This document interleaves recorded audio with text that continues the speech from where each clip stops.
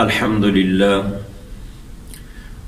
لله الذي تجري بأمره المقادير.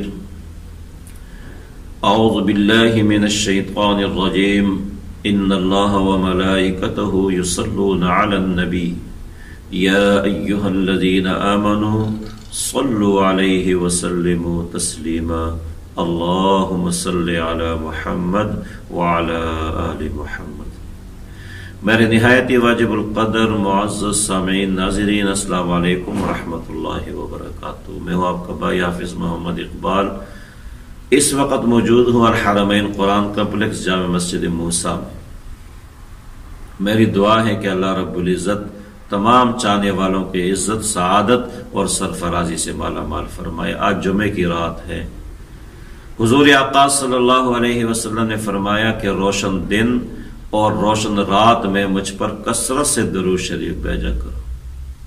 روشن دن میں، روشن رات میں. روشن رات سے مراد جمعے کی رات ہے اور روشن دن سے مراد جمعے کا دن ہے. درود شریف پڑھنا کوئی عام عبادت نہیں ہے. اللہ رب العزت نے بندوں پر عبادات فرض کی. روزہ فرض ہے، زکوٰۃ فرض ہے، حج فرض ہے.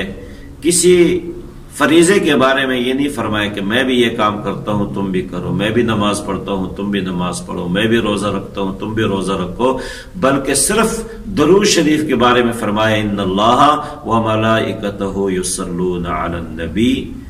میں اور میرے فرشتے آقا صلی اللہ علیہ وسلم پر درود بھیجتے ہیں. یا ایھا الذین آمنوا صلوا علیہ وسلموا تسلیما. اے ایمان والو، تم بھی محبوب صلی اللہ علیہ وسلم پر درود اور سلام بھیجا کرو. درود و سلام پڑھنے کے بڑے فوائد ہیں. جب کوئی بندہ دنیا کی کسی کونے میں درود پڑھتا ہے، سلام پڑھتا ہے، فرشتے اس درود اور سلام کو اس دربار میں پہنچاتے ہیں. اس دربار میں پہنچاتے ہیں. صرف پہنچاتے نہیں ہیں بلکہ اس بندے کا نام لیا جاتا ہے، اس کے والد کا نام لیا جاتا ہے کہ فلاں ابن فلاں نے یہ تحفہ بھیجا ہے آقا صلی اللہ علیہ وسلم کے لیے. کتنی خوش نصیبی کی بات ہے کہ اس دربار میں کسی کا نام لیا جائے، کسی کے والد کا نام لیا جائے. دنیا میں کسی دربار کے اندر کسی بادشاہ کے سامنے اگر کسی کا تذکرہ خیر ہو، کسی پیر کے سامنے کسی کا تذکرہ خیر ہو، کسی دربار میں کسی کا تذکرہ ہو جائے تو وہ خوش ہوتا ہے کہ فلاں بڑے دربار میں میرا تذکرہ ہوا ہے، میرا نام لیا گیا ہے. تو کتنا خوش نصیب ہے وہ آدمی کہ جس کا تذکرہ اس دربار میں ہو. جو امام الانبیاء ہے اس دربار میں ہو، جس کو اللہ رب العزت نے اس روئے زمین پر سب سے زیادہ عزتوں سے نوازا ہے، سرفرازی سے نوازا ہے، سرداری سے نوازا ہے. اس دربار میں کسی کا نام لیا جائے، کسی کا تذکرہ ہو، وہ کتنا خوش نصیب ہوگا. اور درود شریف کی برکت سے اللہ رب العزت سارے غموں کو دور فرما لیتے ہیں. کسی پر مصیبت آ جائے، کسی دربار میں جانے کی ضرورت نہیں. آپ کی حاجت ہے، کسی دربار میں جانے کی ضرورت نہیں، عامل کے پاس جانے کی ضرورت نہیں ہے. مصیبت ہے، پریشانی ہے، کسی نجومی کے پاس جانے کی ضرورت نہیں، اور نہ ہی کسی دربار میں. آپ درود اور سلام کا تحفہ اس دربار پہ بھیجیں. اس دربار پہ جب آپ کا نام لیا جائے گا، آپ کے والد کا نام لیا جائے گا، پھر کسی اور دربار پر جانے کی ضرورت نہیں پڑے گی، کسی نجومی کے پاس جانے کی ضرورت نہیں پڑے گی، اور کسی عامل کے پاس جانے کی ضرورت نہیں پڑے گی. آقا صلی اللہ علیہ وسلم کے پاس ایک صحابی آئے، عرض کی اللہ کے رسول میں اپنے معمولات بنانا چاہتا ہوں عبادت کے لیے، فرائض کے علاوہ جو میرے وظائف ہے اس کے لیے میں کوئی ٹائم متعین کرنا چاہتا ہوں، وقت متعین کرنا چاہتا ہوں، تو ان اوقات میں درود شریف کو کتنا وقت دے دوں؟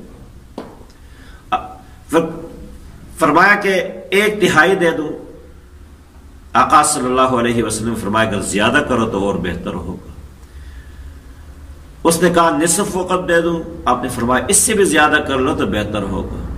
اس نے کہا کہ 3/3، اور پھر فرمایا کہ میں پورا وقت درود شریف کو دے دوں.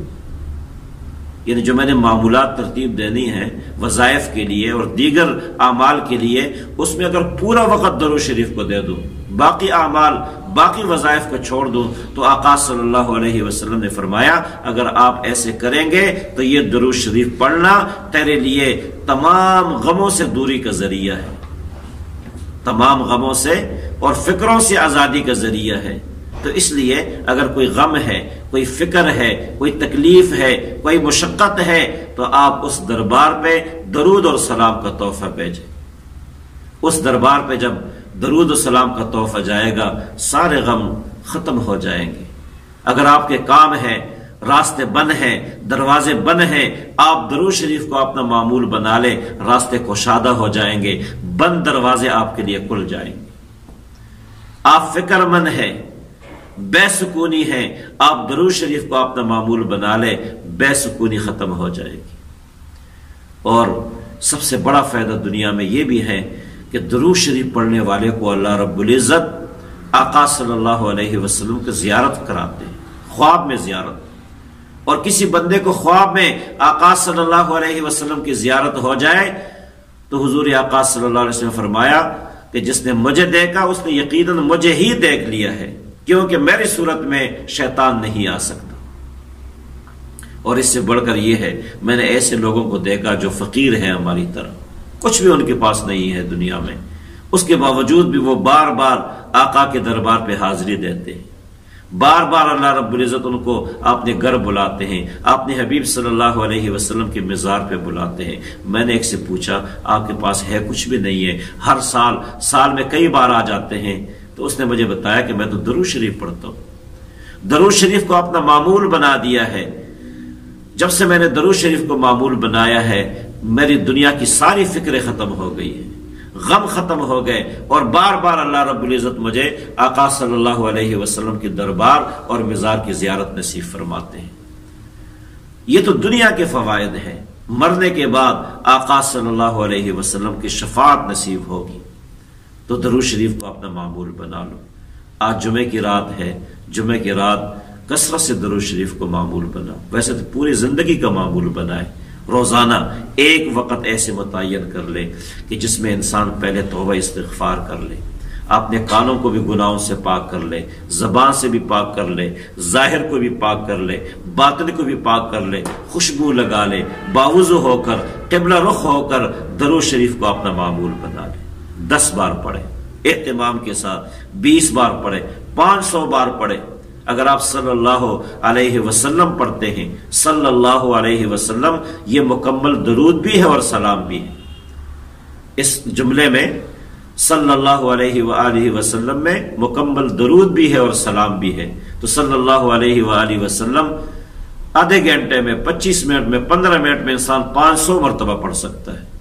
اور ایک مرتبہ درود اور سلام پڑھنے پر کم سے کم 40 فوائد ہے، کم سے کم 40 فوائد درود پر اور 40 فوائد سلام پر، یہ 80 فوائد ہو گئے صلی اللہ علیہ وآلہ وسلم پڑھنے میں۔ 10 نیکیاں لکھی جاتی ہیں، 10 رحمتوں کا نزول ہوتا ہے، 10 گناہ معاف ہوتے ہیں اور 10 درجات کی بلندی ہوتی ہے۔ تو 40 فوائد درود پر اور 40 سلام پر، اور یہ کم سے کم ہے، یہ کم سے کم ہے۔ اللہ رب العزت کسی پر رحمت کا نزول فرمائے، ایک رحمت پوری کائنات کے لیے کافی ہے، اور ایک مرتبہ درود اور سلام پڑھنے پر اللہ رب العزت 10 رحمتوں کا نزول فرماتے ہیں۔ کتنی بڑی سعادت کی بات ہے۔ تو اپنے معمول میں، روزمرہ کے معمول میں درود شریف کو شامل کریں، انشاءاللہ العزیز بڑا فائدہ ہوگا۔ اسی طرح روزمرہ کے معمولات جو آپ کے ہفتہ وار معمولات ہیں، اس میں پیر کے دن روزے کو بھی شامل کر لیں، پیر کے دن روزے کو بھی شامل کر لیں، جمعرات کے دن روزے کو بھی شامل کر لیں۔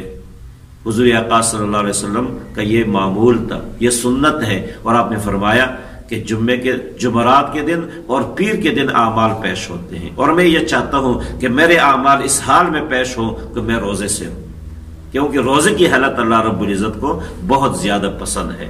تو جمعے کی رات اور جمعے کے دن کے معمولات میں ایک تو درود شریف ہے، اور دوسرا معمول سورۃ الکاف ہے۔